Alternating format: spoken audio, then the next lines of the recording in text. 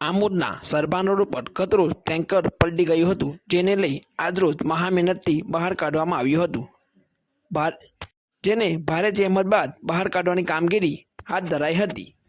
જે દરમિયાન આઝમનગરથી સરભાન સુધી, સરભાનથી ચકલા સુધીનો ટ્રાફિક જામ સર્જાયો હતો, જેને હળવો કરવા આમોદ પોલીસ મથકના પીઆઈ રાજુ કરમટિયા સહિત તેમનો સ્ટાફ આવી ચડ્યો હતો અને ટ્રાફિકને હળવો કર્યો હતો।